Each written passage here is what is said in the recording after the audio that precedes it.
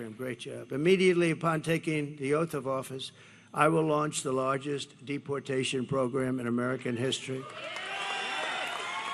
We will put, and I don't like saying that, you know, the record is Dwight Eisenhower, who was essentially a moderate, good president. General Eisenhower, good president, good general, probably a very good general, right? Better than he gets credit. He never got credit for a lot of things. He built the interstate system, actually. He should get a lot of credit. But he was a very good president. But he was a moderate guy. But he has the record for deportation because he could not stand people pouring into the country. And I think we'll break that record. Not that I want to break it, but we have no choice. We have to get all of these criminals, these murderers and drug dealers and everything. We're getting them out. And we'll put these vicious and bloodthirsty criminals in jail or kick them the hell out of our country, and we'll get them out. Ideally, we want to get them out because we don't want to have to pay for their room and board for the next 50 years, right? To expedite removals of the Trinidad Aragua group and the MS-13 other savage gangs, I'll invoke the Alien Enemies Act of 1798. Did you know that? I had to go back that far. We couldn't find anything because modern-day politicians, even sort of old, nobody had the courage of these original people. So we had to go back to 1798, and it gives you the power to target and dismantle every migrant criminal network operating on American soil, and you can get them out, and there's no problem. And at least you can't say that it hasn't been around for a while. That's something, right? And if they come back into our country, it's an automatic 10 years in jail with no possibility for parole. So, you know, because a lot of people, what happened, and it happened with Eisenhower, you'd take them out, they'd come back in, they kept coming in. So he kept bringing them further away. At some point, they didn't come back. But I'm going to do it differently. It's a 10-year system of you're in prison for 10 years with no parole. And I'm hereby calling for the death penalty for any migrant that kills an American citizen or a law enforcement officer.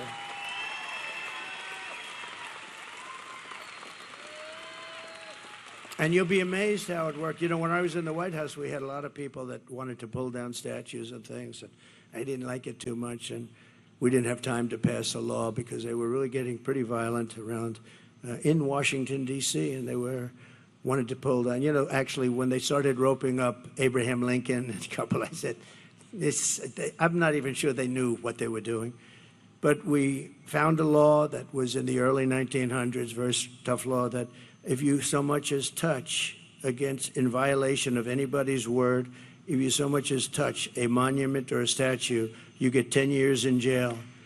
And I had a news conference, and the town was flooded. We had a news conference. They had actually a rope around Andrew Jackson's head, the beautiful statue. And I said, we're going to go fast. And I went out, I did it. And it was a beautiful sight. The second I announced, 10 years in jail, no probation, nothing. And as soon as I said it, everybody just sort of walked. I could see them walking. I don't want to use the term I used last night. A certain part of their body, I watched the back. I saw thousands of them, and I said, what a beautiful sight. They just left. And that was the end. We had no more problem until about 2 months ago in D.C., where they became very violent. They were fighting with police. They were putting spray paint on our beautiful, on the lions, the beautiful lions. And, you know, they're sandstone, and that's a very porous stone. You'll see that spray paint for many years to come, like hundreds of years. You can't really get it out. It goes deep into the stone. And to the best of my knowledge, nothing happened to them, did it? They were beating up cops, or the cops were beating them up, but they were fighting. They were fighting our police, our great police. We're going to take care of our police, too, by the way. They're going to stop the lawlessness. And I'm going to end all migrant flights immediately. You know, they're still flying flights coming in with 450,000 people over a fairly short. 450,000, that's a lot of flights.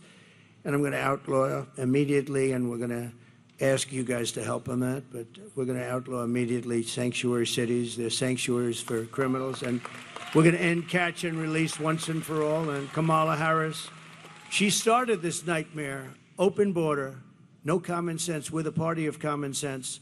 There's no common sense to an open border, and I will stop this nightmare immediately.